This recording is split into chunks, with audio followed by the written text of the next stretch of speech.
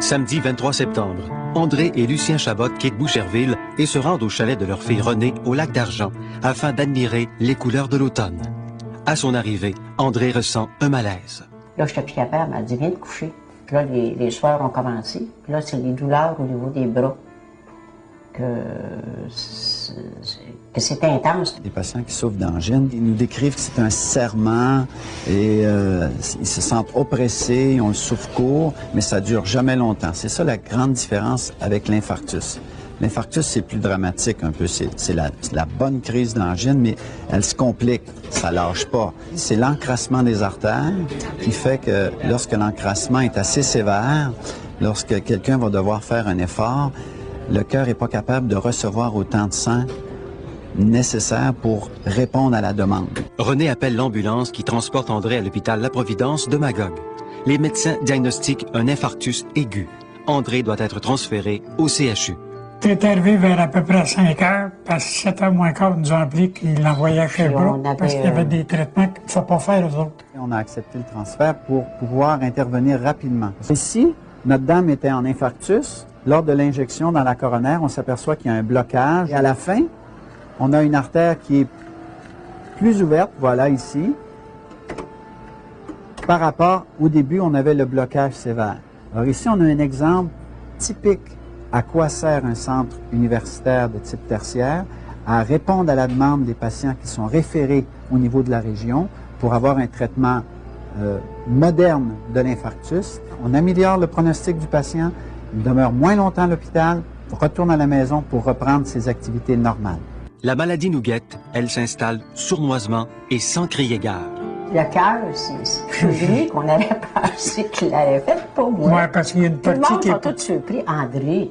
Depuis 5 ans, ces gens-là sont amenés dans la salle de coronarographie et là, on va les colorer les artères à l'aide de cathéters pour connaître exactement où est le blocage. Nous, on va aller débloquer l'artère avec un petit ballonnet dans les artères. Une fois qu'on a dilaté avec le ballon, parfois, on utilise un stent. Alors, les gens appellent ça le petit ressort. Grâce à ça, on va ouvrir l'artère. Souvent, les patients, sur la table, ils vont constater un soulagement complet de leur douleur. C'est comme un moteur. Alors, souvent, on dit aux patients, lorsque vous étiez en bonne santé, vous aviez un V8 comme moteur. Si vous avez fait un gros infarctus, vous risquez de tomber avec un petit 4 comme moteur. Alors, nous, on essaie d'arriver avec un moteur avec un 6 et plus. Le patient est au cœur des préoccupations de l'équipe du CHU.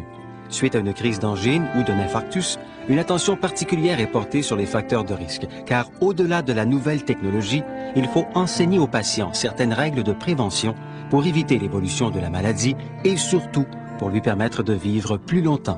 Les gens comprennent qu'il faut qu'ils fassent attention, qu'ils changent leur habitude de vie, surtout qu'ils arrêtent de fumer. La mortalité est de moins de 5 %. Alors qu'il n'y a pas si longtemps, on avait parlé il y a 15 ans, 20 % de mortalité.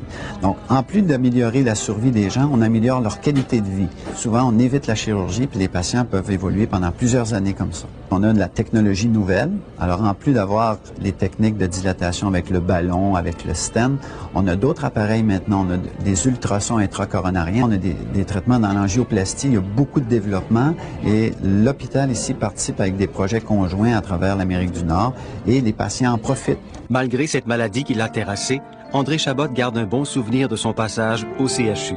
Son séjour a été parsemé de petits bonheurs qu'elle n'est pas prête d'oublier. À Sherbrooke, là, franchement, j'enlève mon chapeau. Je ne sais pas, c'était humain. J'ai eu un infirmier de jour, plus longtemps que les Comme autres. ces gens sont là. Jean de Franchement, là, c'est pas son métier là, ou sa profession, mais moi, je suis mieux d'être pompier. Ça a l'air que vous avez célébré vos 22 ans à l'hôpital?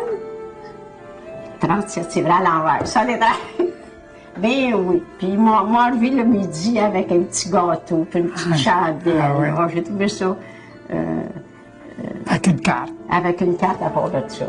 La première cause de décès dans la société, c'est encore la maladie coronarienne.